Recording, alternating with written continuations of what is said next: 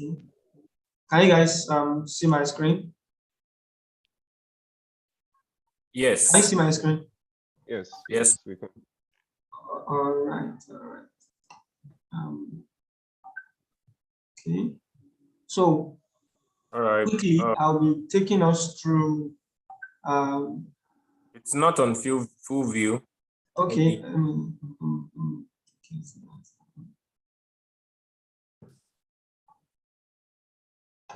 Yeah. Now, right? Yeah. It's on full view right now. Yeah. So quickly, I'll be taking us through the rudiment of cybersecurity. Specifically, we'll be talking about introduction to cybersecurity, common cyber threat, and incident response. From the word, the word security ordinarily means to protect or to secure something. So relating security to digital space, to the digital world, because we know that we are in the 21st century, and which is also called the digital world. So in this digital world, when we relate security to our present, is um, brings us the term cyber security. So briefly, cybersecurity is defined as the measures and strategies put in place to safeguard sensitive information and technology infrastructure from unauthorized access, data breaches, cyber attacks, and other security tasks. So, what does this mean? Some people might feel that um, they don't have, when they hear the word infrastructure, they might think it's just for all these big companies that have, let's say, a network of computers and other stuff. No, you don't have to have much to own an infrastructure on the net. So far, ordinarily, if you have a social media account, then you have data on the net. So as a business owner, as an SME, you have your information out there, you have digital infrastructure, and it's very expedient that you keep yourself with the knowledge of cybersecurity so that you can be saved, so that you can guard your information and infrastructure. And there's something we call the security principles, which is also called, which are also the aim of why we are securing our digital assets. There are three things: confidentiality, integrity, and availability. These three are also what we call security principles. It applies to every security measures, because the reason why we are protecting those things we want to protect is to maintain confidentiality, integrity, and availability of those things. So it's either you call them security principles, or we call them CIA triad. So either way, you are still saying the same thing. These three are here of why we ensure that we protect our digital assets. Confidentiality literally means permitting authorized access to information, while at the same time protecting information from improper disclosure. We all know that I believe a lot of us know about classes of information and stuff, but for the sake of business owners that might not have knowledge of cybersecurity initially, when you say something is confidential, you mean that information is classified. It's classified. Probably, okay, for example, now we all have text messages on our phone. You can, on your phone, you might have text messages, probably your account information that you don't want people to see. So, in as much as there's particular information you don't want people to have access to, definitely you are ensuring confidentiality of that information. So the second one is integrity, which ensures that data remains accurate, consistent, and unaltered during its life cycle. So data have its life cycle from when you create data to the last stage, which is archival. when you delete the data. You must ensure that your data is accurate and consistent. For example, as a business owner, if you post something about your business out there, and probably someone have access to your account somehow and just change something on that information, definitely you have been compromised. So the opposite of integrity is compromise. So you have to ensure that, or compromise, or alteration. So you have to ensure that your information, your digital assets are not compromised, are not altered by the third party. So while ensuring this, it means that you are ensuring integrity of your business or of your digital asset. And the third one is what we call availability. It emphasizes that information and resources should be accessible and usable when needed. What does this mean? It means that every thing as regards your business, information as regards your business must keep running. People must not, it's not going to make any sense, or it's going to be a dent on your business when people want to reach out to you, or when they need your service, and just because you are under attack, or just because someone gets hold of your account or something, then um, you are not available. Let me make use of an example that is very, very common. Most of us are aware that of these WhatsApp thread and likes. People losing their WhatsApp accounts to hackers and stuffs. At that particular time, you are unavailable.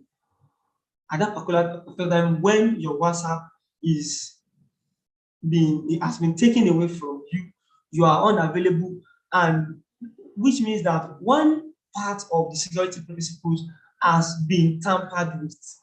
So you must ensure that these three, the confidentiality, integrity, and availability of your business, are very, very important, and you must ensure that you perfect all that concerns those three so that your business can keep running.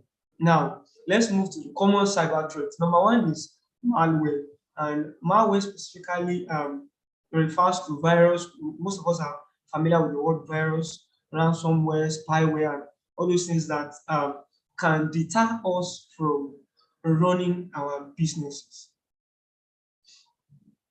Another one is phishing attack. In fact, this is very, very common. But there was a report I read yesterday that phishing attacks the rate of phishing attack now has jumped to 82 percentage. Not just generally, for businesses, against businesses.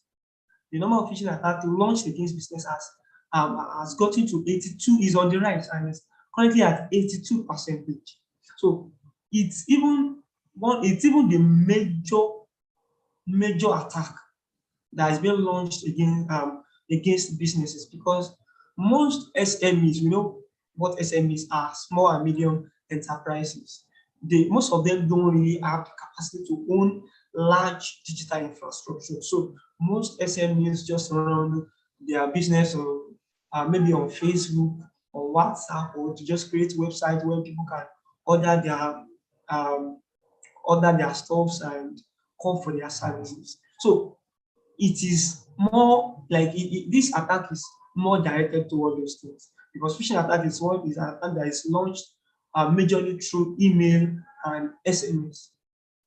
When you get email um, from an attacker that is trying to disguise, for example, you might get someone might disguise as someone from Gmail. Most of us have Gmail account that we use for our businesses, and send the person send a phishing email to your mail that this email is from Google, that they noticed and on unusual activity on your mail account, that you have to click this link to reset your password.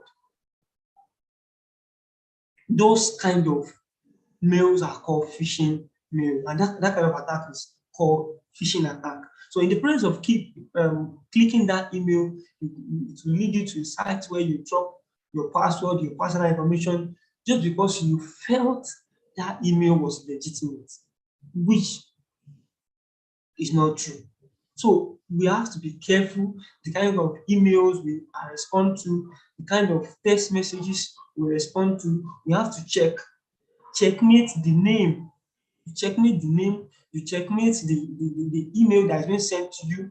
And even you have to know that most of these companies, they won't even send you links that you should go and reset your password if you don't request for it. So you have to be very, very sensitive so as to be safe from phishing attacks. Another one is social engineering. This is the act of influencing or deceiving somebody to divulge important information. It might be your password, it might be your bank account details. This one is also very rampant. It's on the rise.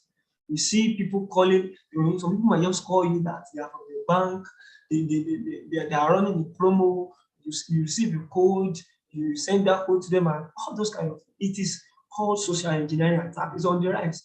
People are falling victim of this kind of attack every day. So we have to be careful because ordinarily your bank will not call you to request for your ATM details, for your online banking details, or for any authentication details as regards your account.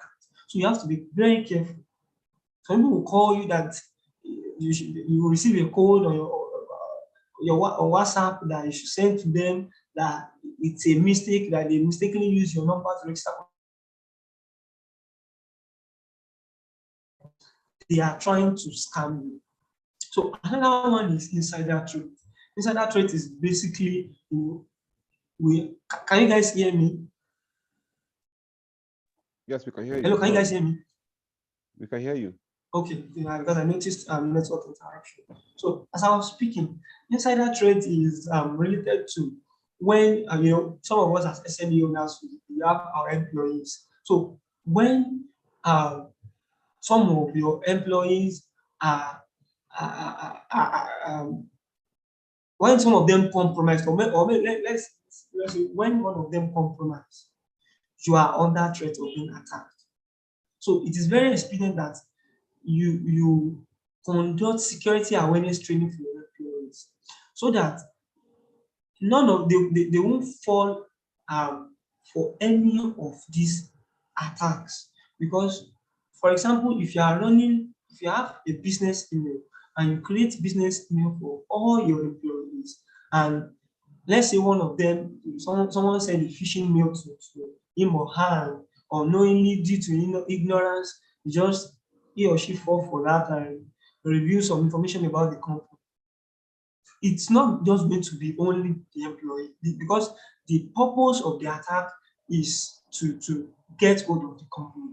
So you have to be very, very careful with your employees. You have to ensure that you carry them along as regards security awareness training, and you ensure that not every information, that's where confidentiality comes in. There are some information that you won't divulge to your employees, the information that are necessary that only you should know. So you should know what information should go to them, what information you as business owner should have. So another one is DOS and DDoS attack.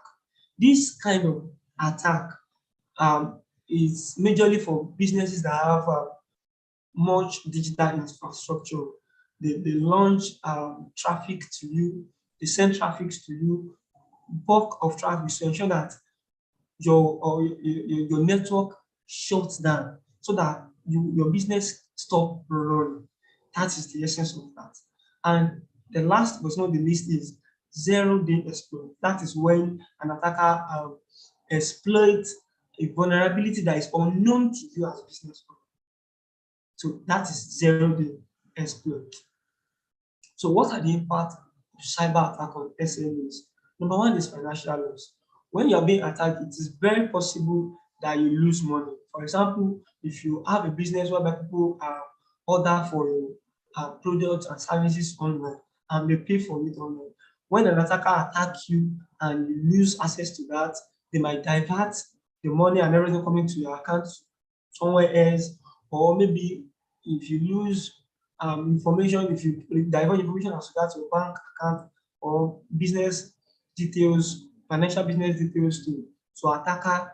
They might use that opportunity to withdraw money from your account even without your consent. So the major impact is financial loss. Another one is reputation damage. They can use cyber attack to damage your reputation or your business reputation. You get hold of your social media account, can go out there putting out information that speak against what you profess as a business owner. Another one is legal and regulatory consequences. For all the businesses we carry out, for information we have we have we have laws, we have policies of the land guiding those things. So you have to be careful because if once you are under attack, the attacker can do anything with either your account, with your business details or anything. They can go and commit crime on your behalf and you don't know they can impersonate you to commit a crime. So you have to be very careful. Then the next is incident response because as I said, as has been established, once you have a business, once you have a digital business, once you have your details on the net out there, you are liable to be attacked. You have the risk of being attacked already. So we must always prepare. As much as we are preparing, we are trying to safeguard our businesses not to be attacked. We must always prepare for incident response because what if it happens? What if it happens? Because every day we keep having emerging threats and vulnerabilities. So that is why we also need to prepare ourselves, our businesses towards. So what is incident response? It refers to the set of well-defined actions and procedures that an organization follows when it detects or experiences a cybersecurity incident. An incident is any unauthorized or unexpected event that compromises the confidentiality, integrity, or availability of an organization's digital assets, such as data systems or networks. So those things that we put in place, those measures that we put in place to react to cyber attack is what we call incident response. And as it has been defined, incident is any event whatsoever that compromise the security principles. The CIA tried. That's confidentiality, integrity, or availability is referred to an incident. So, what are the incident response um, plan components? We have preparation, we have detection and analysis, we have containment, eradication, and recovery, and we have post-incident activity. Preparation is when you it's part of what we are doing, security training. You equip yourself with the knowledge of cybersecurity. You know the kind of security measures you need to put in place for your business and how to respond to cyber security incidents. So Sam, that's the preparation I stage. have roughly 6 minutes. All right, thank you. So, and the next is detection analysis. Your preparation component will allow you to be able to detect incidents and analyze them. Because if you don't have the knowledge of cybersecurity, you don't have acquired knowledge, you might not be able to know even when you are under attack. So it is when you have the knowledge, it's when you put a lot of things in place, that's when you can detect, that's when you can easily detect on time, timely detection that you're under attack. And you'll be able to analyze how you are being attacked. Because if you don't analyze how you are being attacked, it will not be easy for you to contain and eradicate and or even recover from such attack. So the containment that leads us to the containment, eradication, and recovery. That's when you'll be able to do things that will enable you to get hold of whatever you have lost in that attack. Maybe you have lost access to your social media account, maybe you have lost access to your bank account. So that process of getting it back and putting the situation under control is containment, eradication, and recovery. And while doing that, it has to be in sync with detection analysis because if you don't analyze the situation very well, you won't be able to contain, eradicate, and recover from the attack. And the last stage, the last component is the post-incident activity. What are the lessons you have learned from the attack? What are those things that have happened? So you have to put all those things into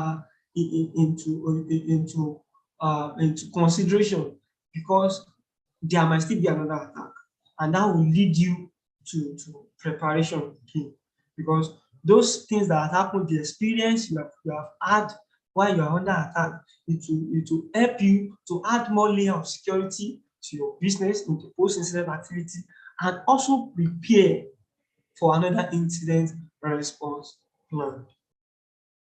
So, and what are the cybersecurity best practices for SMEs? Number one is regular update and patch management.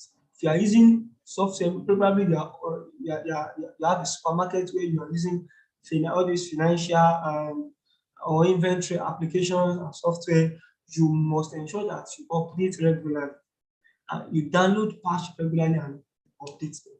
Number two is employee training and awareness. You must ensure that all your employee, all the people working under you, all the people working for you, you must train them as regards what they need to do and what they need not to do, so that the attackers will not leverage on their ignorance to attack your business.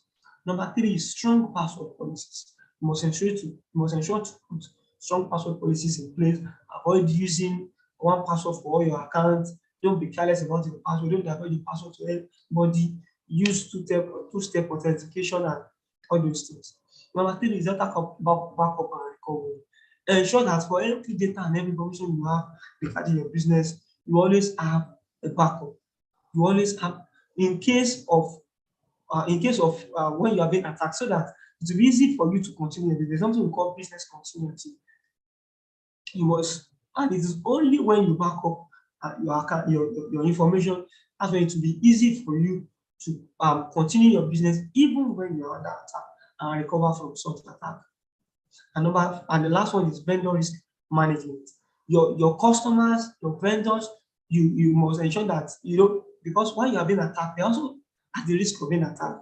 Because some businesses will require that you receive information from your vendors and customers, and you keep the confidential information. So when those information are with an attacker, and they are put, maybe the attacker use them for malicious gain and stuff like that, definitely you have put your vendor at risk. So you must ensure that you manage your vendor's information very well, for a perfect risk management.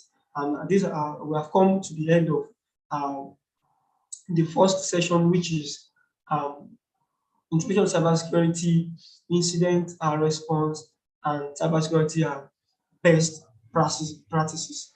Yeah, I'm going to be answering questions if there are any, but I think the moderator will do justice to that. Thank you so much.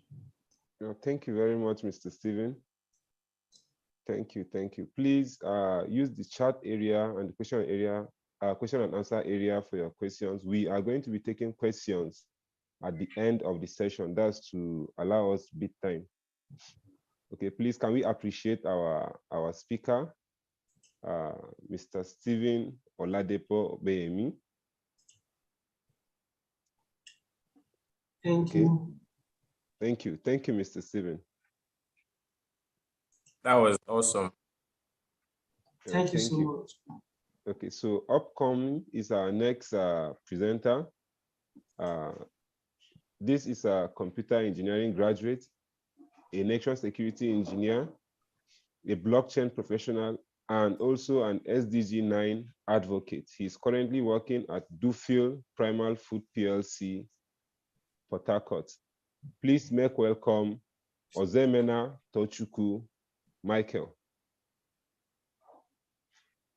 Mr. Tochukwu, you're welcome. Good morning. Good morning, everybody. Good morning, you're welcome. I'm really grateful, and I really appreciate this opportunity from IDEV and my team lead and my team members. I really appreciate the effort you guys put in for this platform, for us to share this information to the public assemblies. And really, I want to also thank the last presenter, Mr. Stephen. Did very detailed job on the topic. Anyone that listens to that should by now have gained one or two insights into how to safeguard their digital space. So my work here will be very quick and brief and to the point, because Mr. Stephen have done a deep dive into some of the things I'm supposed to say. So that makes my work very easy and direct to the things that he has not said. So before I get to start, I'd like to share my screen and then get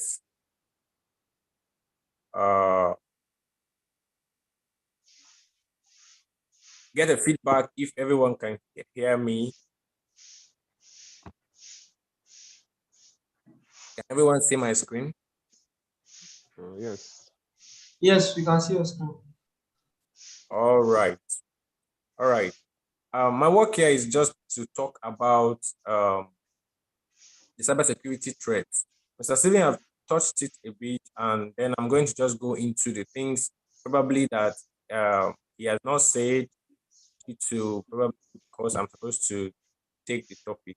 So with that being said, let me get things rolling. What are cybersecurity threats? He has already done some very serious jobs on that. So I'm going to just be limiting them to these ones. In the cyberspace, there's a lot of threats, but because we are dealing with SME and within that scope, we're going to just limit it to these ones, which are malware, phishing attacks, social engineering, insider threats, DOS attacks, zero-day attacks. There are a whole lot more than that, but those are sophisticated ones who may not apply to SMEs by the reason of the little capacity they have and the protective infrastructures they could put in place. So these are the ones we are going to be focusing on. And then going ahead already to malwares. Malwares are malicious software designed with the intent to cause harm. That is just it. The purpose, the destiny of this software is just to make the host unhappy, either by physically stopping operation, either by attacking files, attacking softwares, attacking the general operation of the host. That is what this attack does, this software does. Okay, malware means malicious software. And there are whole lots of them too, a whole lot of them. Because, but by reason of what we are still doing, I'm going to still just limit them to 4, or probably I may mention a few beyond these ones. All right, we have the first one here, we have the viruses. All right, these are codes, right, which need execution. These are malicious code that attach to legitimate programs that are in your systems, in your phones, right, and make them behave in a way that you would not like them to behave. Sometimes they attack your files, sometimes they attack your softwares, and either make them stop working or makes them not to work the way you intended. All right. So these are the function of viruses, and then we'll have the worms. All right. Worms are self-replicating. When they come into your system, they don't really need your interference. They just do and replicate. If you know how worms operate in real life, in their swarm like that, they multiply at an exponential rate. Okay, that is how worms behave. Okay, this code get into your systems, and then from your system, they get into the next system connected to your system, and like that, they begin to spread rapidly. And majorly where you see worms in operation is on networks. All right, and before you know it, they overdrive the network, stops the network from stops the servers from dishing out services to hosts that need the services, and probably some of the operation can span into a whole geographical location, can span into stopping a whole conglomerate from operating. All right, so that is what worms do. Then we'll have the Trojans, or what some authors will call Trojan horse. Okay, but the Trojans inside the horse is what we should focus our attentions to, because Trojans are actually the attackers. The horse there is the disguise. All right. Trojans are softwares that look very much, they attach themselves to legitimate software. They look like they are good softwares. They look like they have good purpose. All right. Their intent is just to make you think that these softwares have benefits to you, and then you install them. And then once you install them, the Trojans get into work, and then they begin to mess up your systems, mess up your hardware, mess up your software. All right. Then we'll have the ransomware. Ransomware, these are the ones we see sometimes in our space, as in the blockchain space, crypto space. All right, these softwares are meant to hold organizations like SMEs, big organizations, individuals to ransom. All right, they get into your systems, then look for important files that you have there that they know that you have need for, and then they lock it up.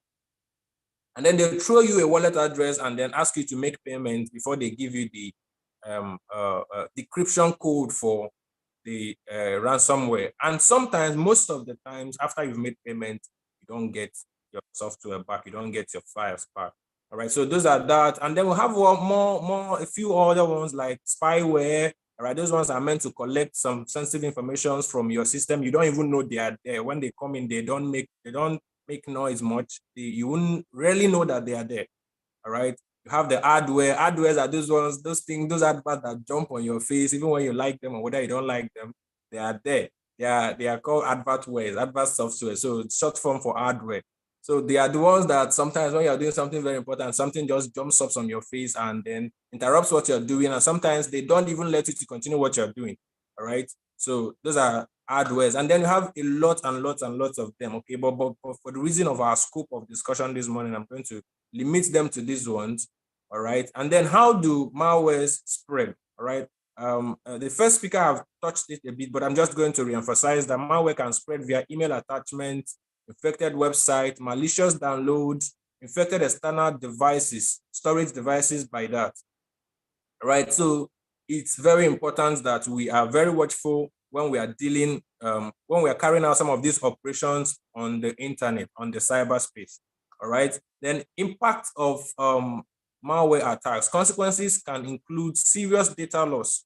All right. Serious data loss can have financial damage, can have system disruption, have reputational harm. Okay. Only SMEs and people who have been victims to this can tell exactly how they feel. All right. And I'm sure in one way or the other, all of us in this meeting must have come through, must have experienced these attacks, either directly or indirectly to our siblings or whatever means. Okay. So when you, as a business model, and you have a data loss, and it's a very serious data that you need to run your business, that can be very, very devastating. And then you have the financial damage. Okay, it will cost you your customers, and then because you are low on customers and reputational damages, you may not be able to meet up your financial target, your sales target, and the likes. All right. System disruption means that you cannot run your business at all. If it's a system that you need to run your business and then it's down and inoperational, then it means you cannot run your business. All right. And then if people know that this has happened to your system, of course, there are competitors, right? Before you even came to light as a business model. And then people know that you are susceptible to cyber attacks all the time. Of course, your reputation will be low, and people will not like to drop their sensitive informations or valuables with your firm or with your business, because your reputation at that point is very, very low. So those are impacts of malware. All right. And then we'll have the phishing attacks. All right. Phishing has to do with tricking the recipient to releasing sensitive information. Sometimes you see things like, well, I use as a typical example. You see things like, okay, typical Nigerian thing. You see things like 50 gigabytes from MTN. Just click on this link, and then you get 50 gigabytes. And because we somehow need this data, and most times we don't look and we just click. And sometimes these links are automated. All right. Sometimes they can have a way of taking out information by themselves, and sometimes they will land you to a landing page, and then as that looks very much like what you think it is. For example, an MTN, you may think it's an MTN website, and because they have some logo that look like MTN or a color, yellow color and the likes, and then they begin to ask you for sensitive information like password, like BVN and the likes. And if you are not aware, you divulge those informations to them, and then in no time you begin to see reactions, begin to see feedbacks that you may not like your information begin to crop up there. People start calling you on the phone and saying a lot of true things about you because you have given them those informations before. All right, so that is phishing attack. Then how is it carried out? All right, these are carried out by email spoofing. Okay, sometimes you may receive an email that may look like it's coming from your colleague in the workplace and it's coming from your friends, and then they may ask you to, I beg, do one or two things here, and then before you know it, once you click on the links, once you click on the attachments contained on those emails, most of the time they land you to a page where you're going to drop some information because you think it's your friend, because you think it's your boss, because you think it's your colleague. You have your guards are down, and then you begin to divulge those informations, and then they use it to attack you, attack your business, and most times the consequences are not funny. All right. So how do you stop phishing attacks? All right. It is very important that users are educated, your staff as an SME, they're educated, and policies should be put in place to confirm, right, the legitimacy of links, legitimacy of email, legitimacy of text messages. These things can be done through text messages now. I've received a couple of them where you have links and you have, because of MME, all right, you have ability to drop links on email, on SMS now, and then you are charging hosts to download those links, and then probably most times those links either hangs your system while they are taking informations from you, or then stops your system from working and requiring you to do either an upgrade or a total software reinstallation. And that could take time and that could cause downtime. All right. So users and the host organization need to be aware and put policies in place. For example, you receive an email, it is, some of the policies is to confirm, put a call through the person you think is the owner of sent you the email. Did you send so email to me requiring so information? The person says yes, and it's someone who should have that kind of information from you. And then before you can begin to divulge those information, all right, verify links, all right, verify links. Sometimes you receive a link that you are not sure of.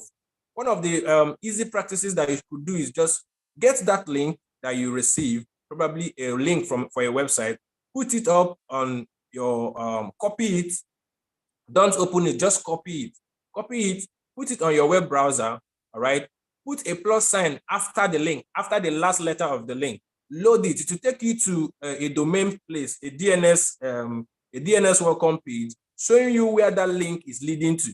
All right, if it's a link that is leading to where you want to be, all right, if the receiving link is where you want to be, then you can go ahead and load the link. But if it is not, then you discard it and save yourself the trouble. Right? We'll have the social engineering as another cyber attack. Right? Social engineering is one of the attacks that play on humanity, all right, interest, friends, okay, and use it to gain access to where they should not be. All right. Social engineering is an art of manipulating individuals into divulging confidential information and performing actions against their own interest. All right. Sometimes you receive calls from your bank, your ATM card is bad and you need an upgrade and the likes. All right. Those kind of things, it is very likely that they are social engineering, because most banks will not ask you to divulge so sensitive information over the phone. All right. Most times you have to come to the banking hall to do that. So what are the common ways social engineering attacks happen? All right. Pretexting. Pretexting is what I just explained. Your card, your ATM card is bad or has expired or is under attack and the likes, and you're asked to provide your PINs and CVVs and the likes. And if you go doing that, you are heading for a serious problem for your organization, for your SME. All right. Sometimes they bait you with, that is the second way they do carry out social engineering attacks. Sometimes they do what is called baiting, what you like to do, all right? There was a very serious social engineering attack that happened in America some years back, and the person was just dogs. dogs, just dogs, because this man likes dogs.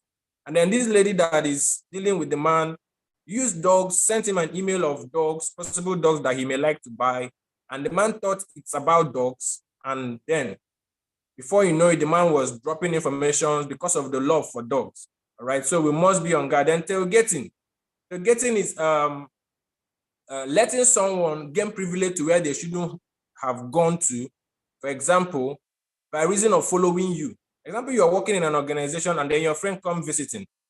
And then the rooms where you have staff only, because your friend is your friend, and then you want to go get something in that room, and then your friend says, let him follow you or let her follow you. And by reason of you going in there, he goes in with you without clearance, without authorization. That is tailgating. All right. Sometimes he may not even need you. He just need you to open the door. And because your mind is not there, because it can happen digitally also by passwords. Sometimes somebody who wants to gain access to your phone and have tried a lot of things, or your systems and have tried a lot of things, and they just see you log in, and maybe you have something to attend to and you didn't close your system back. The person can come onto that system and gain access because you have opened it. That starts tailgating, because they are waiting for you at the gate to open the gate so that they can gain access, which they couldn't have gained before because it was secured. So that is tailgating, and that is one of the ways that social engineering attacks can be carried out. So how do you stop them? All right, train employees to recognize social engineering. All right, the majority of the security attacks we have on the cyberspace has to do with human beings, because we are the lowest security among the whole cyber security. Our component is the one that is the most vulnerable, because human beings have a lot of sentiment, a lot of emotion, a lot of things that we put in place as yardstick with which we measure. All right. Sometimes those things are the things that give cyber threat actors. All right. These are cyber criminals. These are those things, those feelings we have, those other humanity that plays at us are the things that give them the leverage and the access to gain access and to attack our businesses and attack our devices. All right. So there must be need for employees to be trained. All right. A secure space is only as secured as the lowest link, as the most vulnerable link of it. And the most vulnerable link is human beings.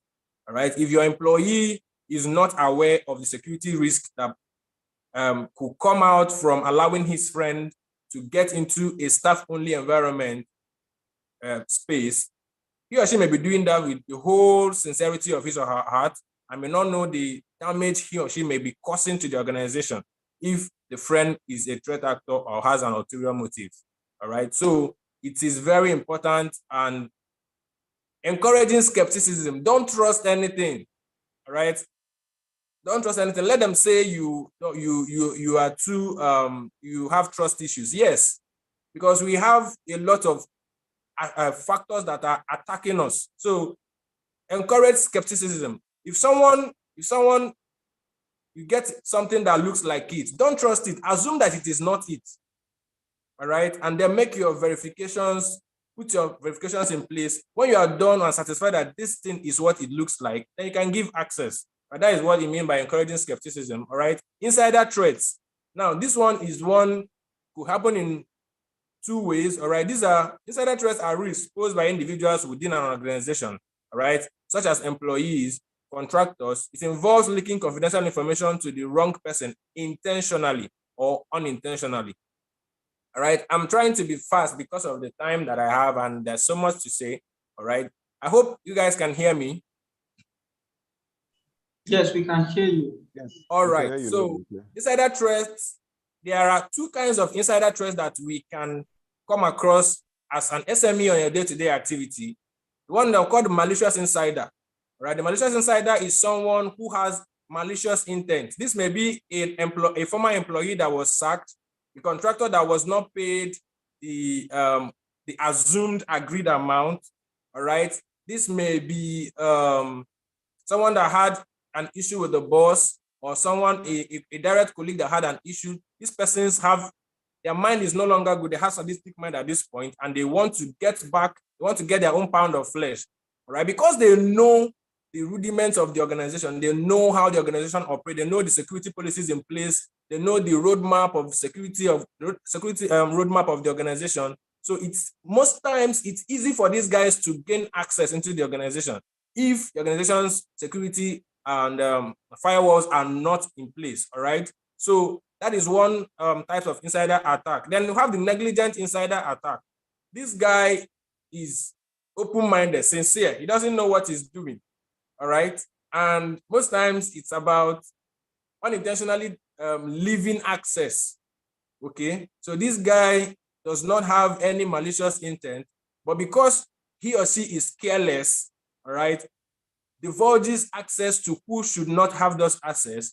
All right. For example, a lower class employee who does not have clearance to an environment, because I'm using this employee because we're dealing with SME.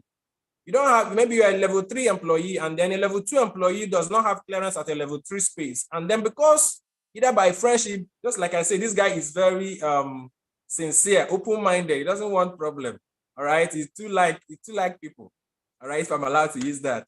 And then he allows his friends to come along and who does not have clearance in that place. And if that friend of his or hers is a threat actor, is a cyber criminal, you may get, that is one way of gaining access and begin to get access and begin to implement actions that may harm the organization. All right. Then how do you mitigate against insider threat attack? All right. Implement strategies like employee trainings, security policies, access controls, card system if your SME has that access. All right. CCTV camera to monitor and see who went so place, who had access to so facility, setting, so set up. All right. Those policies are very, very important for SMEs. Don't do things as a startup, as a small and medium enterprise, just anyhow. All right. You don't know the intent of people. We may all look smiley and handsome and beautiful, but the intent of the heart are usually not how our faces look. All right. So these policies must be in place and enforced. All right. Because human beings have this thing about compassion and then remorse and the likes. And sometimes we look at those things and then we let down our guard. And at the end of the day, it comes back to haunt us. All right. So these policies must be in place and enforced strictly. All right. So we have the denial of service and the distributed denial of service. Usually these are denial of service and distributed denial of service attacks. These attacks aim to overwhelm a target's resource. Most times a server, right? Most times a switch, most times a router, most times a phone, a system. Okay. What they do is to stop it from executing commands, executing services that it's supposed to execute. For example, a system that is, okay, let's say a print server now, a printer server that runs printing for about 3, 4, 5 systems could be under this kind of attack. So it is a denial of service attack is to make sure that this system does not serve anybody anymore. Because what they do is usually either a denial of service or a DDoS, which is the distributed denial of service. What they do is usually to overdrive that system with requests. All right. Either they overdrive the system as a single host, overdriving a system, or as a group of hosts called botnets. These hosts are more like infected, virus-infected computer hosts, and then they overdrive a system that is requesting for that is supposed to serve the public or serve a print server. Now that server can no longer attend to the request of legitimate hosts because it's now busy attending to the virus intended service that is not necessarily any service. All right, so that's what DOS and DDoS attack entail. All right, it involves, how does DDoS and DOS work? It involves a single source, just like I said, or a group of sources, botnet, attempting to overwhelm a target system with excessive traffic and requests. Now, while the system is trying to deal with this so-called request and traffic, it can no longer attend to other systems that legitimate systems that need the service that it gives. Okay, so how do you stop this? To prevent a DDoS attack or a DOS attack, the organization can use firewalls, intrusion detection systems, all right, load balancers to filter and manage incoming traffic. All right, what these things will do is to put a bandwidth, put a threshold as the number of requests that a system or a particular service system should be able to receive. For example, a server, if you have 10 systems, I'm giving instance, these firewalls, these intrusion detection systems could prevent that kind of DOS or DDoS attack by making sure that this service system does not receive more than 20 requests at a time, for example.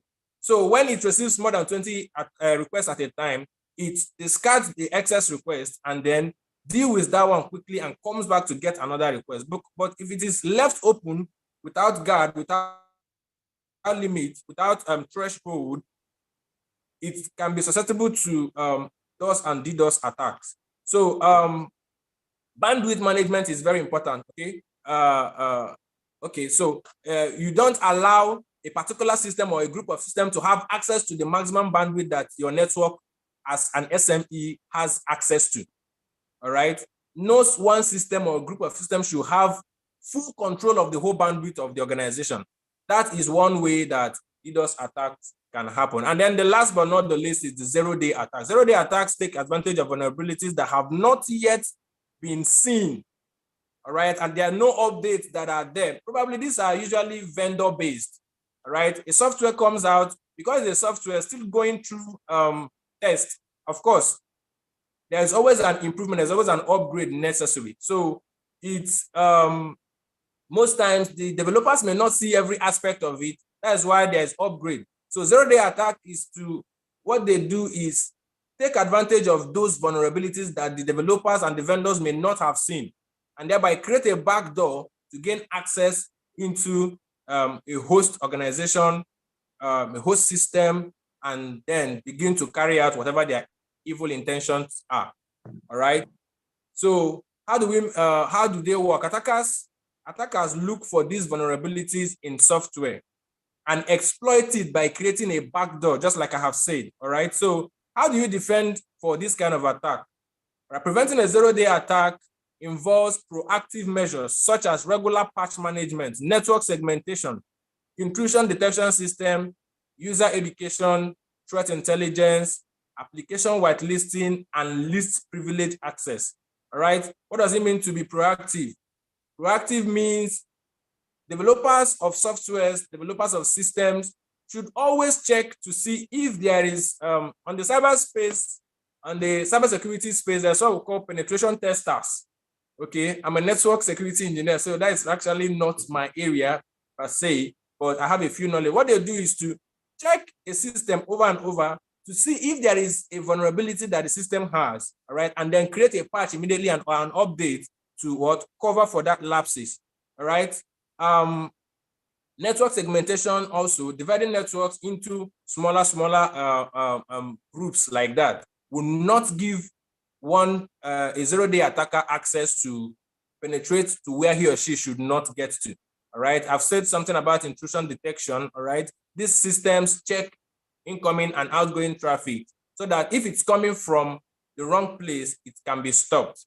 All right. User education, we cannot overemphasize that. User education, because users are usually the access that these threat actors have and use it to gain access into SMEs and host organizations and host systems and do harms to us. All right. So education is very important, and that is why this webinar is happening, so that we are aware and take charge of our cyberspace, of our digital space, and protect our resources, our finances, our systems, and our organization, and even our colleagues. All right. So that is generally, and then least privilege. No one system or one person most times should have access to everything, because if that kind of thing happens, once you gain access to that system that has general access, it's usually a no-brainer. All right, it's usually a no-brainer for threat actors. All right, so that is it on vulnerability. That is it on common cyber threats. that we see on the cyberspace. Thank you very much. And I hope to probably get 1 or 2 questions after the session, and then we'll attend to that. Thank you very much. Yeah, thank you very much, Mr. Tochukwu. Please, let's appreciate Mr. Tochukwu on the chat box. Like I said earlier, questions and answers will be taken at the end of the session to enable us bit time. Okay, so please drop your questions, or you can keep them. At the end of the session, we'll take them all together. Thank you once again, Mr. Tochukwu. Thank you. Impactful section. Please, for those of us that would like to connect with our first 2 presenters, please do well to drop your social media handles, your email in the chat box. Okay, for anyone that will most likely want to connect with you. All right. Yeah, thank you very much. Okay, moving forward, the next presentation will be taken by myself. Okay. I am a graduate of applied mathematics. I'm a data analyst and also a tech enthusiast. I'm presently an affiliate lecturer with University of Agric, Makurdi. Okay, and I'll be taking us on data privacy and protection. Sorry, let me share my screen.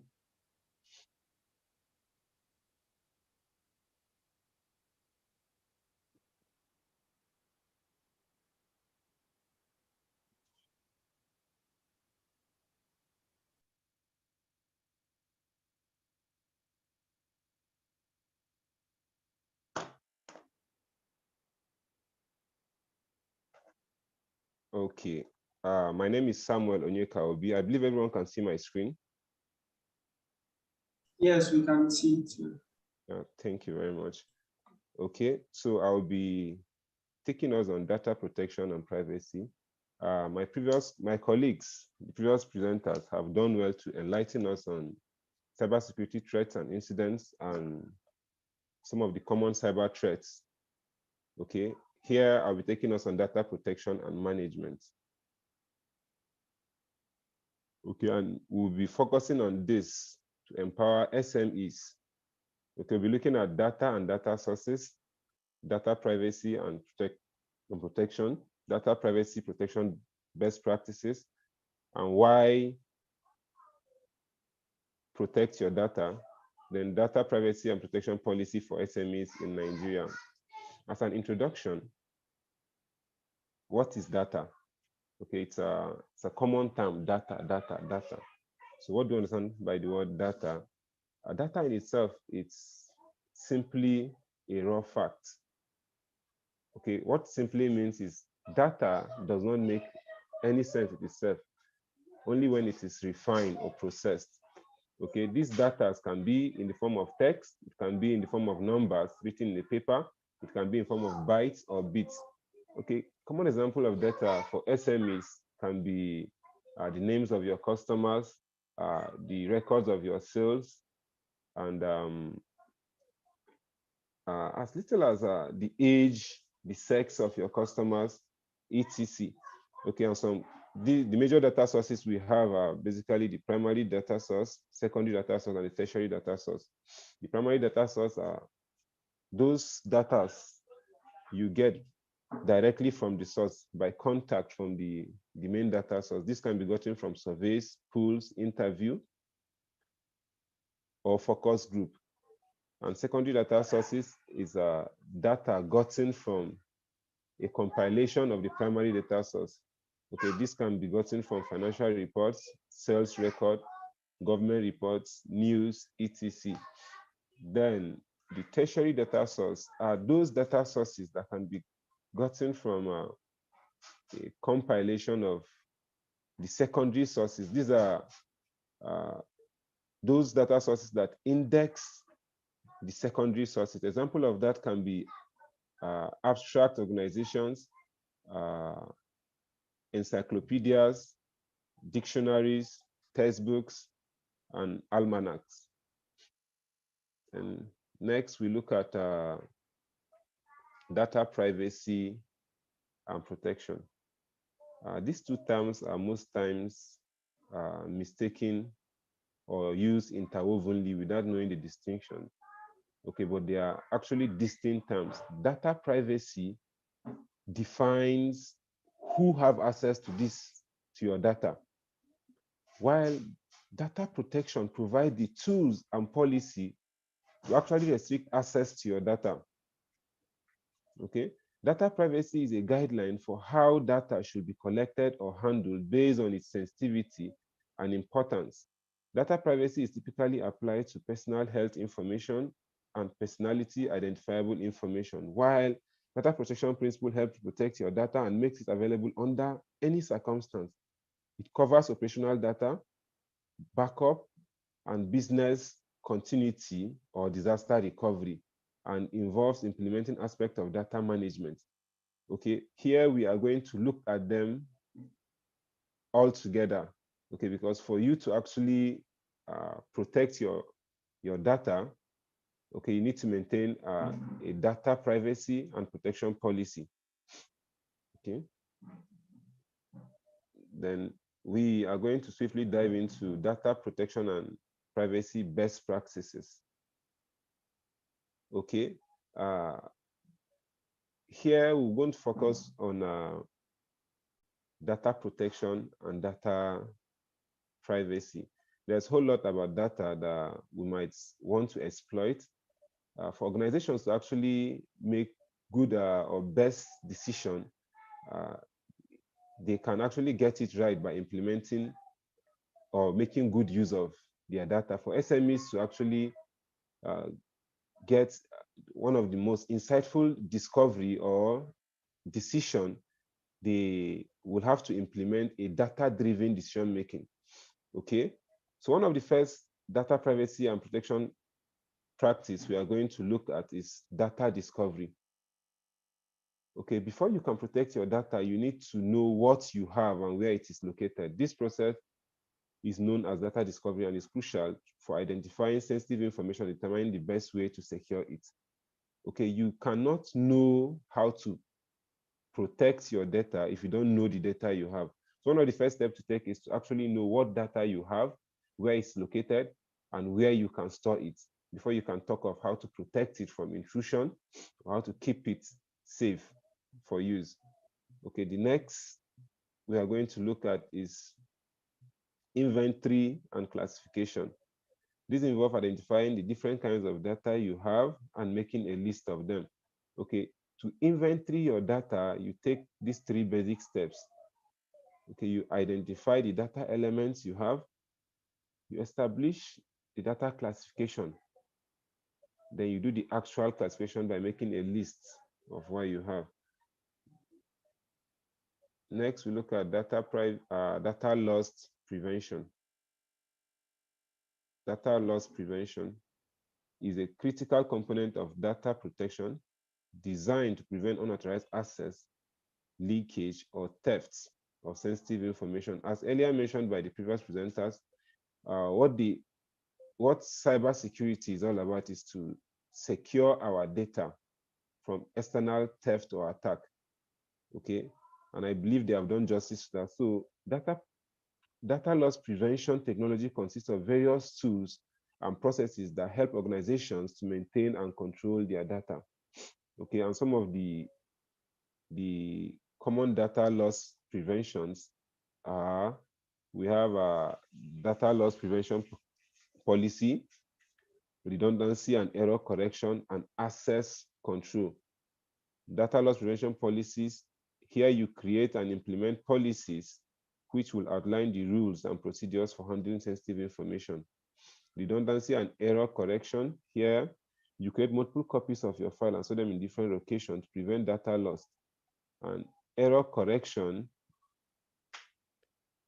you build in error correction in other features of many modern storage systems. Then access control, you use storage system with built-in data protection, which often include granular access control, allowing you to restrict who can have access to your data and under what circumstance. The next, we look at encryption. Okay, I believe the previous speakers have dealt well with encryption, but as part of data privacy and protection best practice, encryption is a key measure to take to actually protect your data. Encryption is the process of converting data into code that can only be read by authorized parties. This technology is a critical component of data protection, and it can help prevent your data from theft and unauthorized access. Okay, there are so many types of encryption, but here we restrict it to just 3. Okay, we have symmetric encryption. These involve using single key to encrypt your data. This method is often faster than the other encryption, but requires that both parties have access to this key. Okay, there are common softwares you can use to encrypt your files. Example can be 7-zip and so many other softwares. And these softwares will enable you encrypt your file, and it can only be accessed by an authorized party or anybody that you give the key.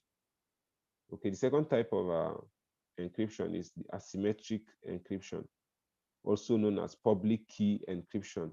This uses 2 keys, one to encrypt the data and the other one to decrypt the data. This method is slower than symmetric encryption, but offers greater security as the private key remains secret. Then we have the end-to-end encryption. End-to-end encryption is a method of encryption that ensures data remain protected from the moment it is sent until it is received by the intended recipient.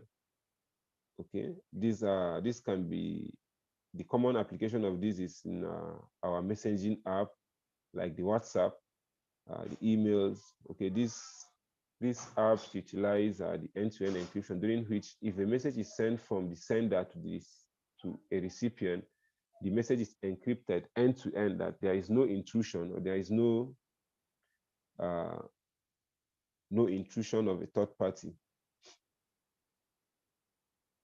Then fifth, we look at data backup.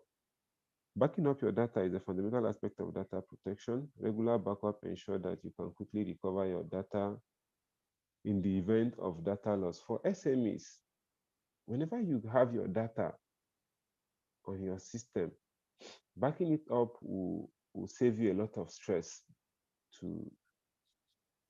Okay, it will save you a lot of stress because it will prevent data loss.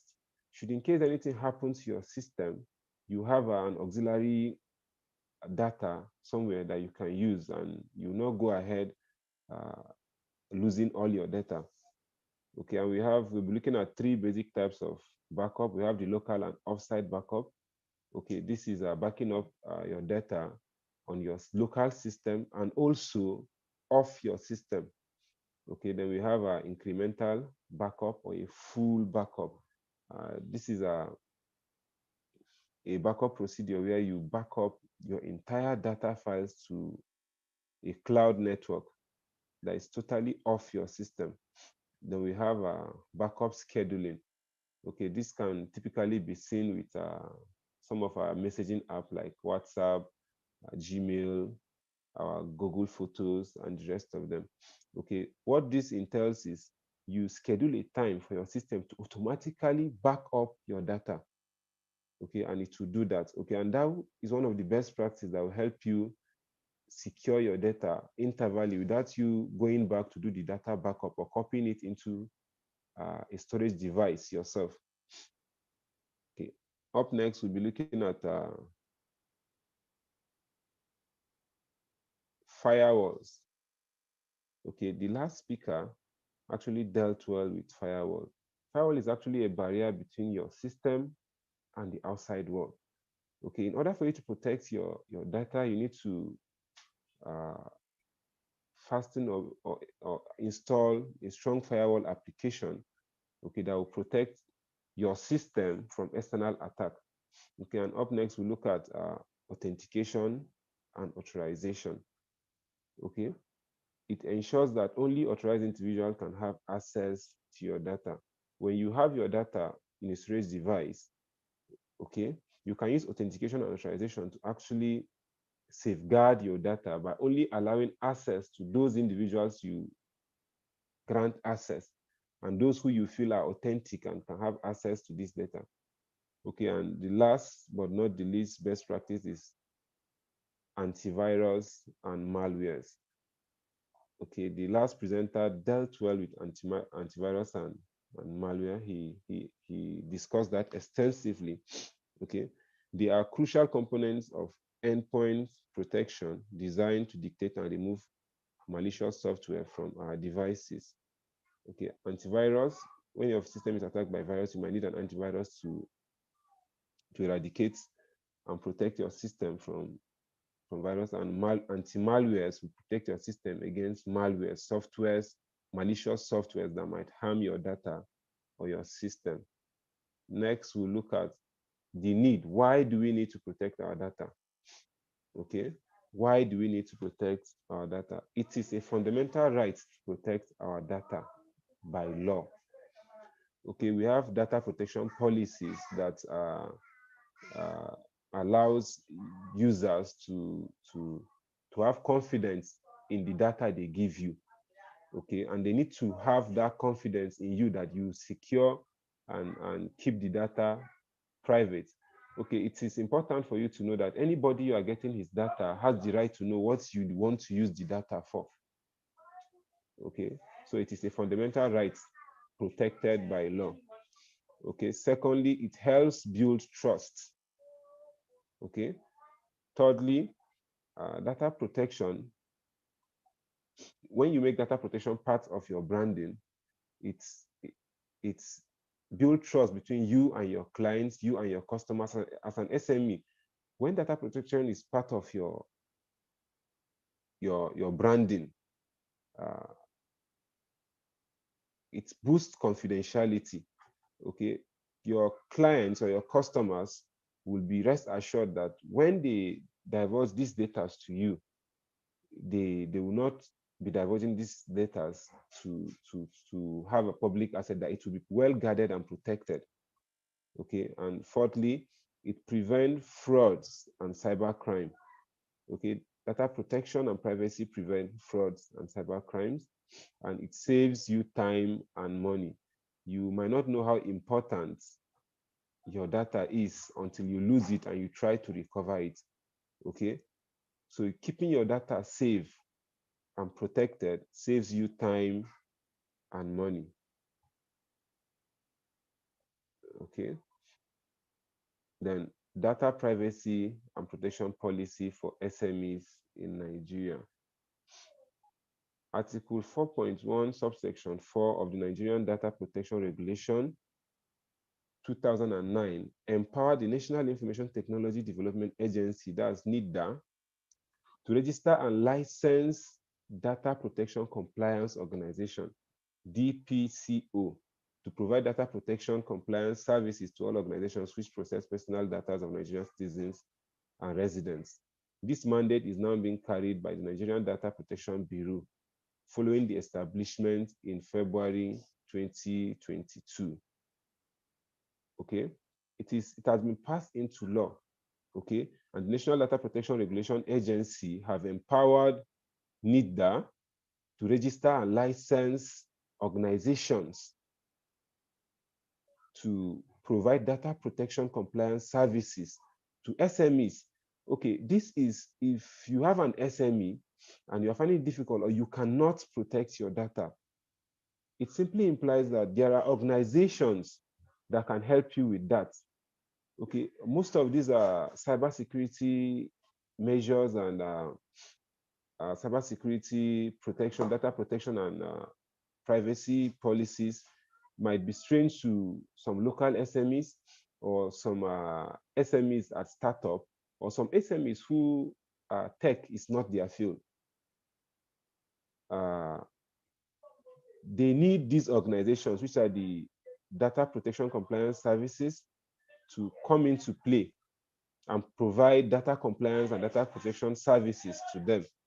Okay, example of these DPC, that's data protection compliance organizations, may be any of the following: professional service consultancy firm, IT service providers, audit firms, law firms, and so on and so forth. Okay, and with this, we have come to the end of this session.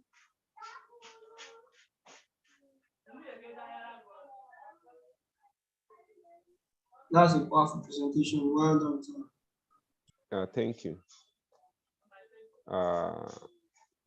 Thank you. Please, you can utilize the chat box to show your reaction if you are with us. Thank you. I can see Tochku. Thank you. Okay, up next, without taking much of our time, we'll take question and answers at the end of this presentation.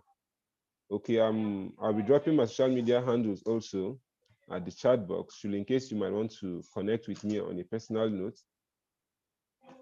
Okay, and I'll be introducing our next speaker without wasting much of our time. She's a chemical engineering graduate and an innovation specialist for SME. She's currently working with RJ7 Consultancy Limited, a consultancy firm for SMEs. Please make welcome Hafsat Enohuma Jimu.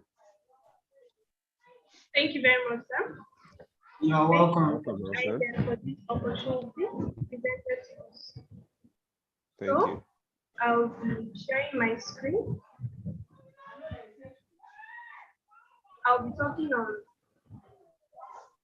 cybersecurity best practices for SMEs.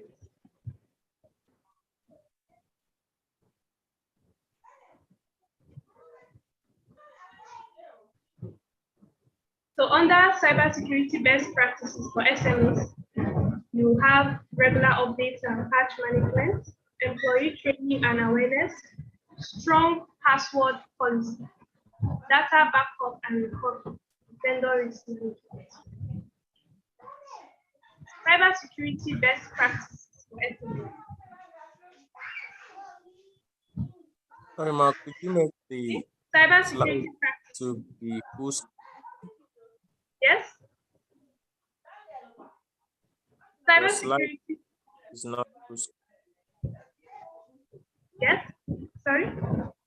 Okay, sorry, can you make the slide full screen? Okay, make it full view.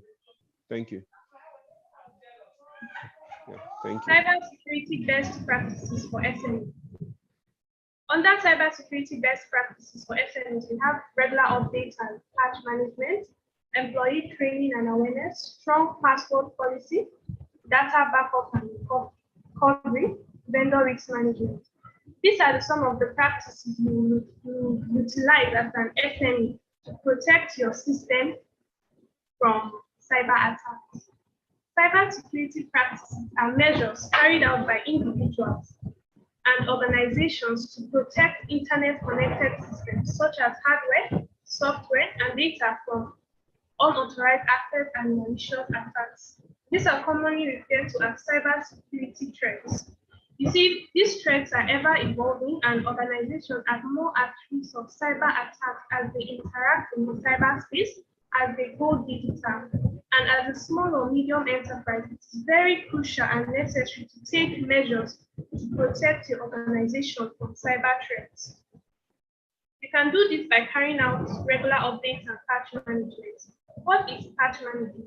Patch management is the process of applying regular updates and fixes to your system hardware, software, drivers, and firmware to protect your system against vulnerabilities and attacks.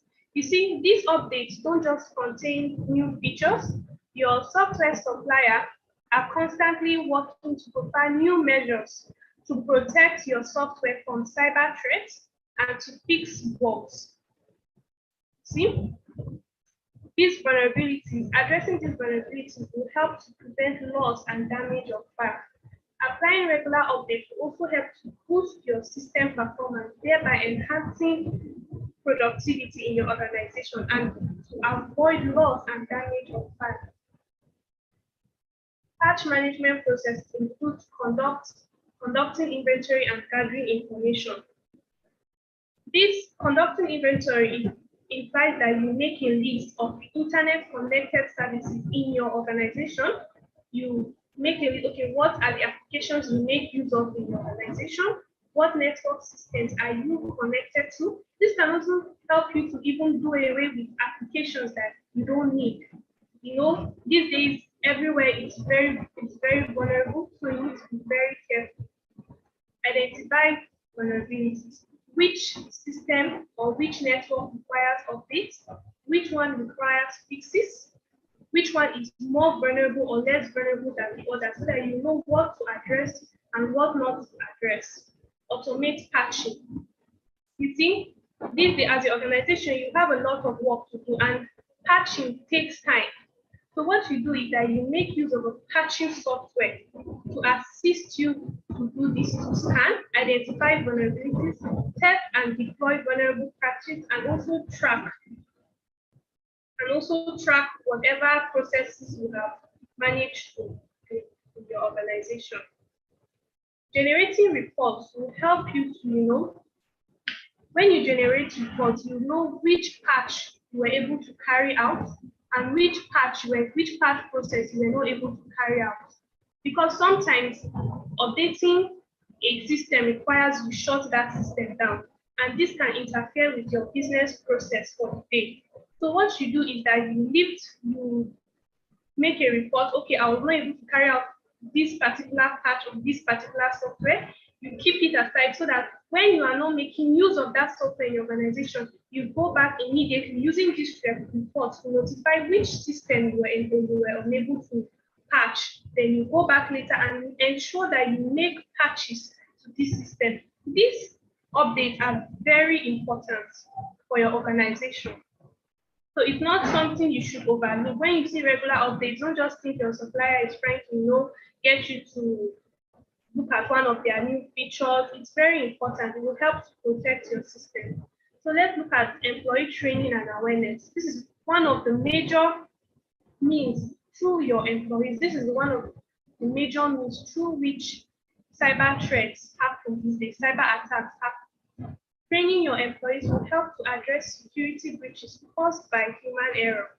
This process involves training employees to act in accordance with security policies, recognize and respond to cyber threats. You can hire the service of a professional to come into your establishment and train your employees to address such issues. Cybersecurity training and awareness for employees includes how to implement security awareness at your company. You do this by ensuring you have a policy and a procedure in place. Having a policy and a procedure in place will help to guide your employees on what to do and what not to do. Things like avoid clicking on unknown links, avoid getting into websites, or whenever you need to download a software using the company system, you ask for permission from the IT department, and the IT department is going to make sure that the software provider is secure. You organize periodical trainings for your employees on how to manage company data and information. This will ensure that consistently your employees are trained, to become aware of new threats, new measures to tackle and address such issues. So we look at understanding which security tools you need to protect your company, and there are lots of tools out there, and different tools serve different purposes. So you need to prepare your employees to identify and to respond to data breach. Ensure your employees know your compliance mandate so that you don't breach a contract, because this will also attract fines. You don't let your employees know that what the actions they take at the organization have repercussions, and these repercussions attract fines. So they'll be extra careful when using your organization's systems. Security tools and measures in place include firewalls, antivirus software, file integrity monitoring.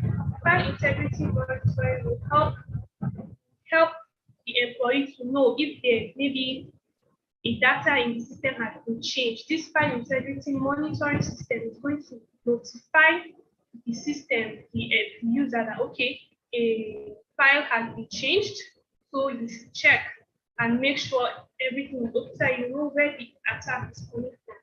Log monitoring and management, intrusion detection and intrusion prevention system. Make use, this intrusion detection system will help you to detect when an intruder has entered into your system.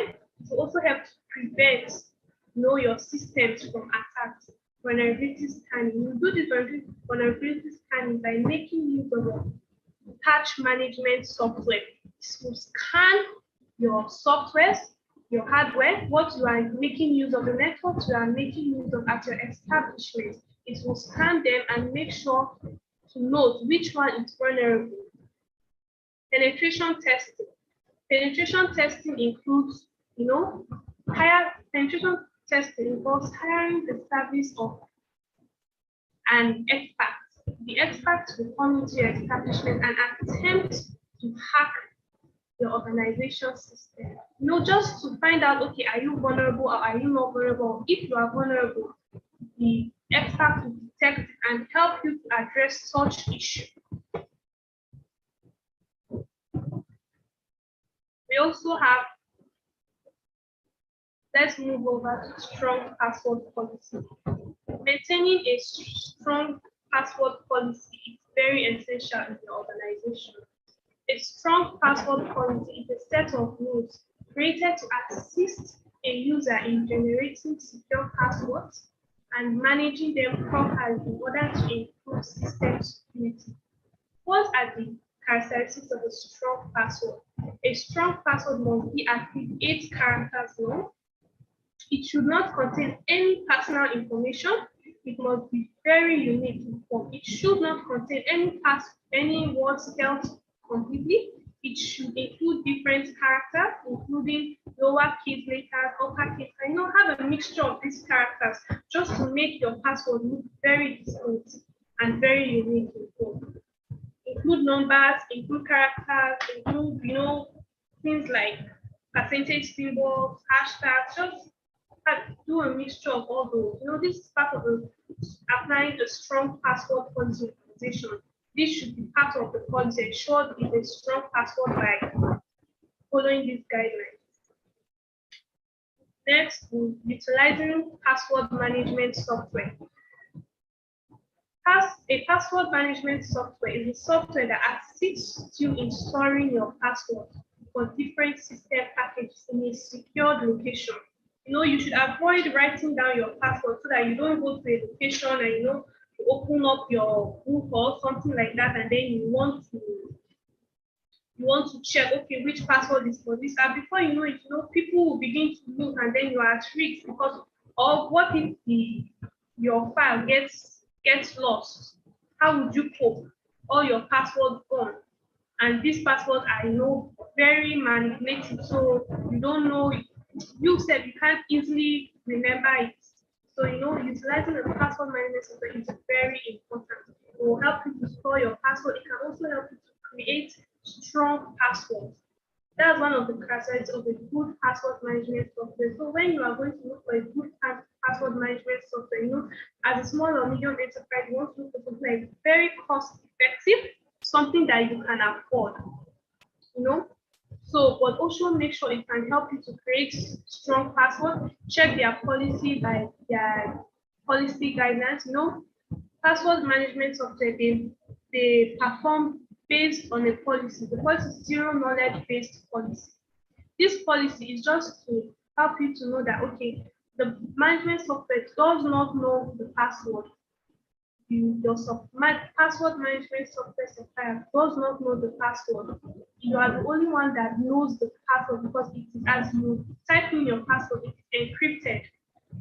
So the password management software has no knowledge of whatever it is you are typing as your password. Examples of password management software includes Apple Keychain, Log Me Once, password management software, Keeper Password Manager, Digital Vault, and Pass. These are just examples of password management software. I know for Apple users, Apple Keychain is very popular. This NodePass is very helpful if you have a very large number of systems with passwords that you need to save. It can help with that. So here we have guidelines for securing passwords. You should always exercise your employees to apply these guidelines when to secure your organization's passwords. Don't use the same password for every account. Avoid password duplication, using the same password for different accounts. Imagine maybe if one system or one software has been hacked, that means the person can hack every other thing because you use the same password for every other account. Ensure you apply two-step verification. Don't store your password in an unsecured location. Avoid entering your password in an unsecured location. Avoid sharing your password online. Avoid applying your password in public places, and use password managers. So we move over to another aspect, another practice that can help you to protect your organization from cyber attacks, data backup and recovery. This is a process that involves duplicating data and storing it in a secure location in order to restore that data in case of any loss or damage of the original data. Three types of backup process include full backup. This process involves a complete backup of the organization's data assets. Then we have incremental backup. So this incremental backup is a process that helps, to save time. It's when you now have new data in your organization, instead of going back to do a full backup, what you do is that you just back up data that has changed since the previous backup. Then we have differential backup. It also saves time to help you to avoid full backup. This involves backing up data that has changed since the last full backup. You should always ensure that you archive data that you no longer use in order to create space in your storage devices. Storage devices that you can use includes external hard disks, DVD, CD technology, USB flash drives, online storage. You see, each of these storage devices also have their area of vulnerability. So sometimes it's good to use at least three different storage devices, because sometimes your CD technology is fragile. Sometimes your hard disk can damage. So sometimes having at least three can help you to save your data. Best practices for backing up your data.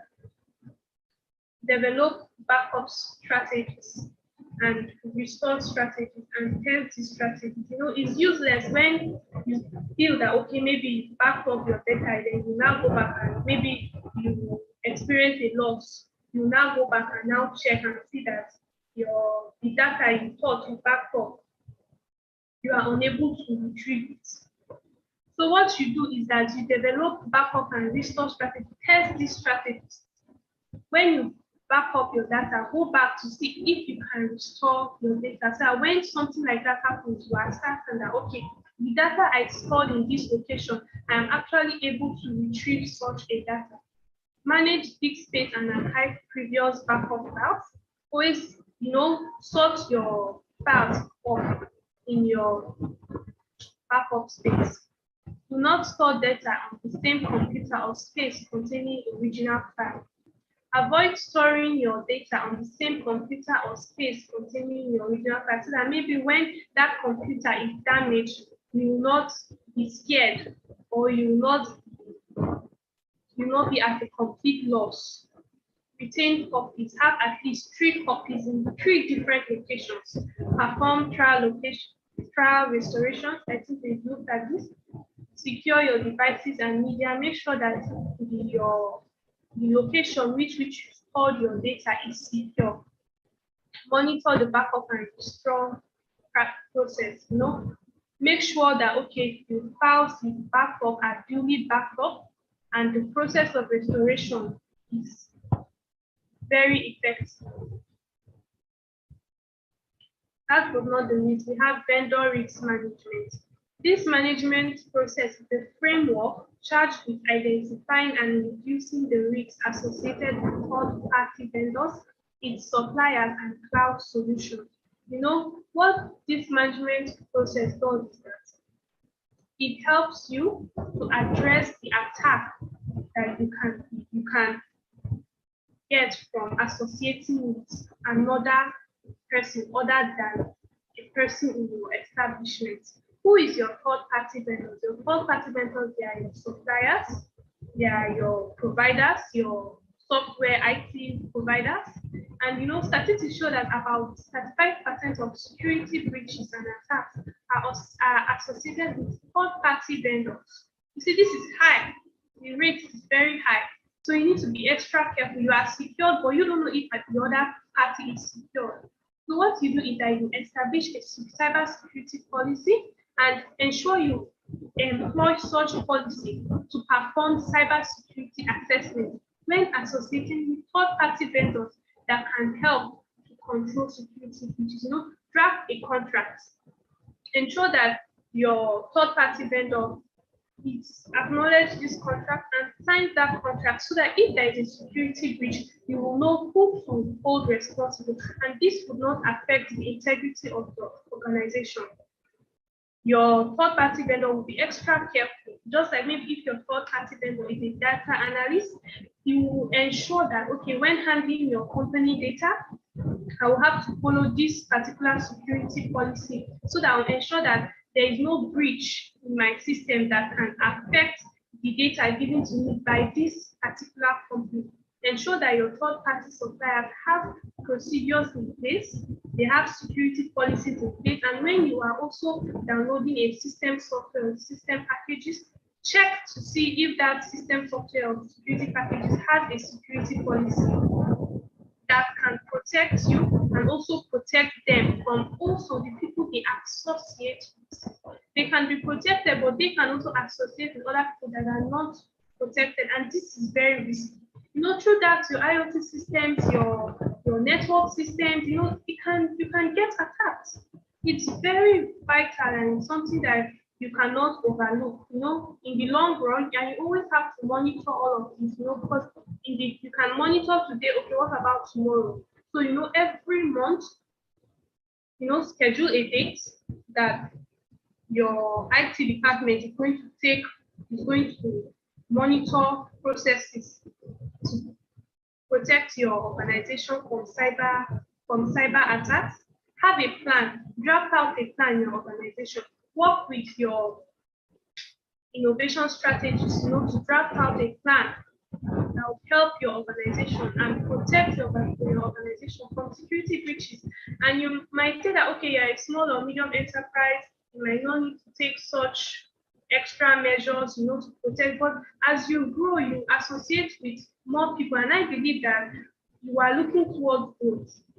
And so, and as you grow, you definitely associate with a lot of people. So starting early will help to protect your system. You know, when you have a due process, ensure that you follow such due process. Even as you grow, you ensure that, okay, you already place that character in place in your organization. Your employees are used to it. So even if there's a new employee, you know, the consistent training you conduct will also help to make your new employee to be aware of such procedures and such policies.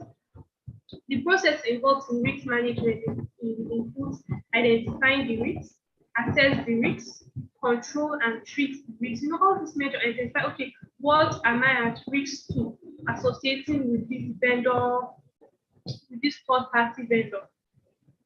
You know, assess the risks, control and treat the risks. If you cannot do it, hire the service of an expertise, or if it's more cost effective for you, bring in an expert to train an employee that's already working in your organization that can assist you with such strengths. And also, you consistently monitor the progress. Don't overlook the aspect of cybersecurity in your organization. It's very important to carry out this practice. So these are some of the practices involved, and you know, you carry them out. Thank you very much for listening. I think that would be all. Yeah, thank you so much. That's wonderful. Yeah, thank you very much. Thank you very much, Hafsat. Please, can we appreciate Hafsat? Okay, let's utilize the chat That was box.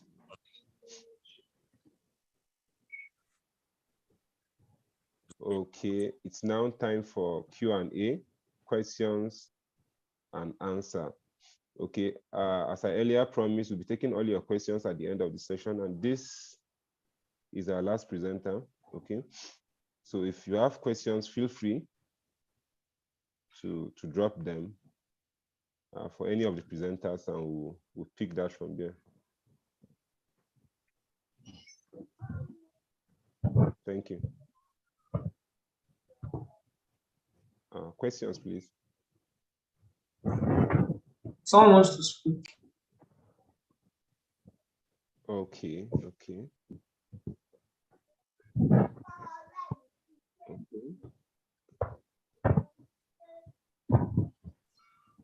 Karesta, Susan, you can go ahead and ask you. Okay, you can unmute yourself. Okay. Thank you so much, SDG 9, for such a wonderful presentation. I'm Karesta Susan. Good afternoon from Kenya. I think it's still morning in Yeah, good Nigeria. morning. Yes. Yes. So that was an awesome presentation, such eye-opening and educative. I've been struggling with something about cookies.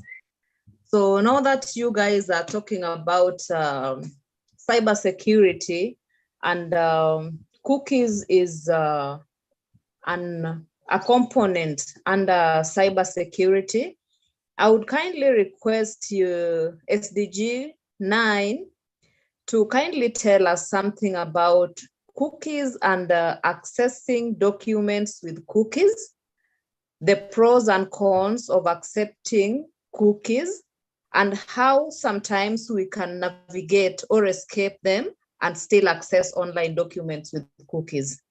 Thank you so much. Thank you very much.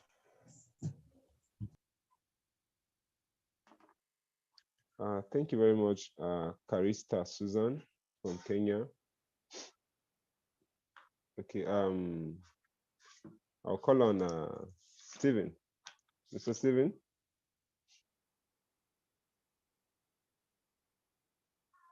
Okay, I don't know. Let's Mr. Tochukwu praise. I don't know if you would want to say something to answer the question.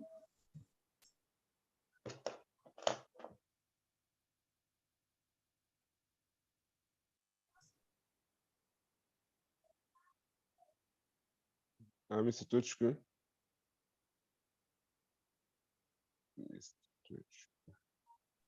okay.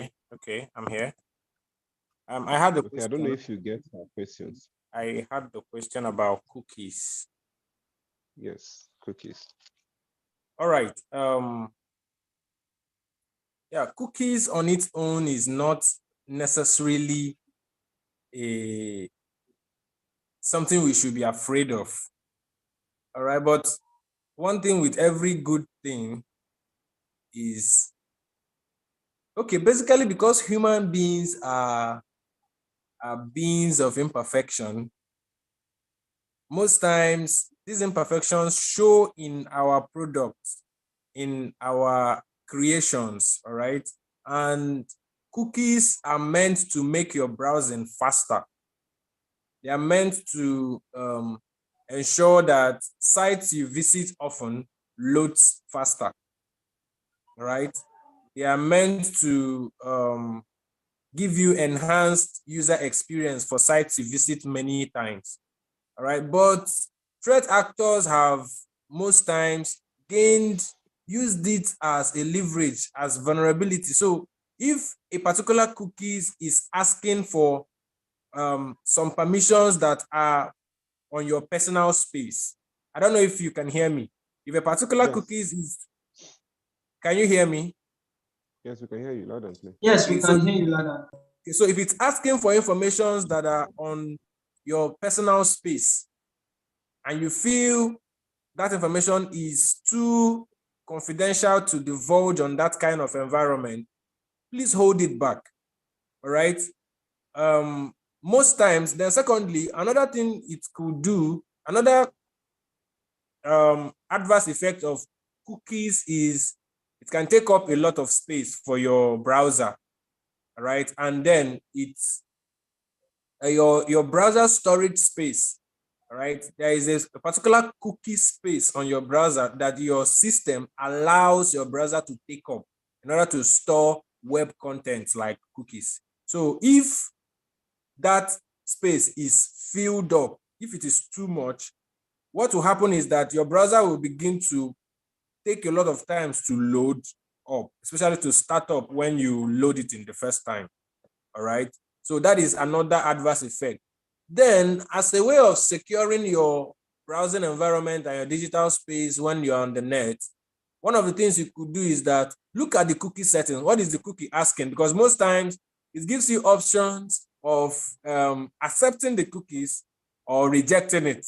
And then some other ones will not give you any option. They'll just tell you that their cookies, that your web is it's demanding for cookies to be stored on your web browser for further better browsing and all those things. Be wary of those ones that do not give you the access, the control to reject or accept. All right, be very wary of them because those are the likely ones that engage scripts, because those things are scripts.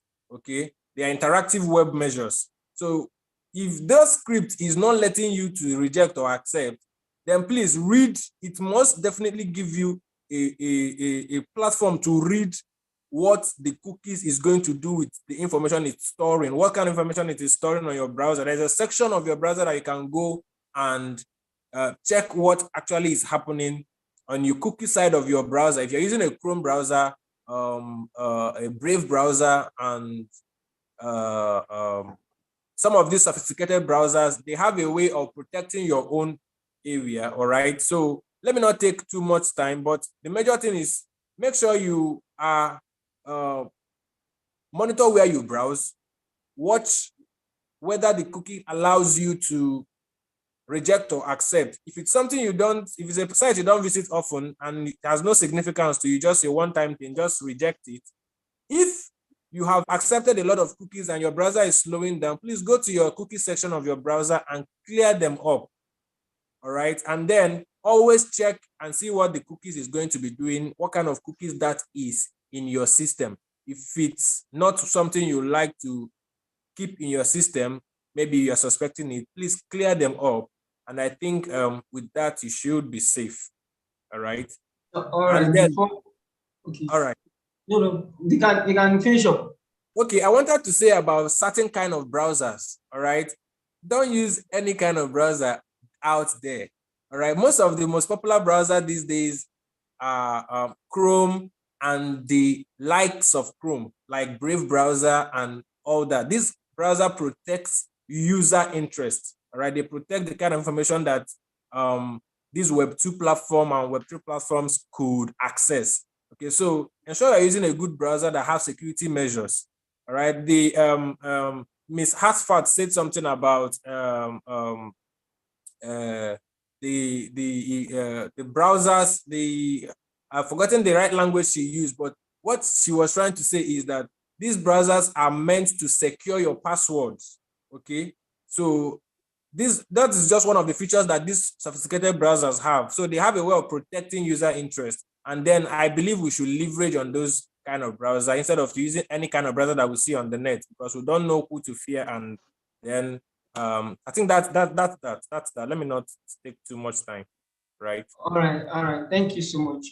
Let me also add something to Zaza. He has done justice to the question, but most importantly, when you are browsing, there's something called hypertext transfer protocol. That's HTTP. That's the protocol that allows your website to be secured or not to be secured. So whenever you're browsing, check your browser and ensure that you are your browsing is secured with HTTPS. There must be S there. Once you are browsing and you can see HTTP and you see, especially on Chrome browser, you are going to see unsecure. So when you see unsecure, when you're browsing through a website that is not secured, it is advisable that you don't accept cookies. So that is very, very important. So as much as you want to accept cookies or not accept, you have to be sure that the website with which you are currently browsing at that moment is a secured website. Once you see unsecure or once you see just ordinary HTTP without the S, please don't accept cookies. It is dangerous. Thank you so much. Okay, thank you very much. Carista, Susan, I believe they have done justice to your question. They've done a lot of justice. I feel educated. Thank you so much. Thank you very much. Okay, there is a question on, someone said we should just talk a little about catches. Okay, catches. Please drop your questions in the Q&A. We don't have much time to spend. The session is supposed to end by 11. Okay, so drop your questions. Okay, Okay. Sir Steven, yeah, can you talk a bit on catches briefly? Okay, what are catches and are they harmful? What should we do with them? Is that for Stephen or me? Steven. Let my lad do it, please. And please. Please stop doing that. So the reason is let your guy do it. All right, quickly so that I'll get to it. All right, we have very limited time. Cache is an allotted memory space so that your browser can, instead of requesting memory space from your system's RAM, okay, instead of storing, okay, it's more like something you visit, a process that your browser carries out all the time. So it has a way of storing the resources it needs for that process on the cache memory. Okay, so instead of going to the RAM to pick up that resources or go to the hard drive to pick up that resources, it actually stores it on the cache space so that it will be close by for it to get access to. All right, so that's what cache memory does. Now, if the things it's storing there are no longer relevant to you, that they have accumulated a lot of space and currently they're no longer relevant to you, you can just clear it up. Okay, just like it applies to cookies. If that site that stored all those cookies that are there, you no longer visit them, they're no longer relevant, at least for the main time, you clear them up because they're going to clog your space, and then other new processes that the browser or your system need to carry out, it may slow down a little bit in carrying those things out. All right, and if you don't have the robust RAM that can accommodate the system from going now to the RAM or to the hardware to pick up resources, it will really slow down your system, and you will not like the outcome of it. So that's just it on cache. Thank you very much. Thank you. And You're welcome, sir. yeah, I'm not seeing any more questions. I believe that's all we have for today. So thank you guys for having us. Thank you for coming on board. And I believe this session is educative and informative. Thank you so much, sir. There's a question coming late. I don't know if you can take it in a minute. Someone asked if Okay. The question that can we fix the session to tutor on cybersecurity practicals? Yes. Well, actually, yes, it's very possible that we can actually dedicate some time to take on more training on cybersecurity, because what we have done this morning is just to brush through cybersecurity. It's very, very deep. But at the same time, for in-depth practical knowledge, you might also need to take some courses, maybe online courses or physical classes out there to help you. And at the same time, we can provide resources. Yes, there are a lot of resources out there where you can learn different cybersecurity practical skills. But at the same time, we can also do that. Yes, we can work that out. if we have people that are interested, please. Thank you. Okay. Well, thank you very much. So do well to follow each of us on our social media platforms. Okay, for further questions, inquiries, suggestions, you can please drop it in our handles. Thank you. This brings us to the end of today's session. I want to sincerely appreciate our presenters, Sir Stephen, thank you. Sir Praise, thank you. And Hafsa, thank you. My pleasure. Thank you. Okay. Thank you very much. I think that will be all for today. Thank you. All right, thank you all for joining. God bless you. Yeah, thank you for joining and thank you for having me. Thank you, every member of my team. You guys are amazing. Thank you. Thank you.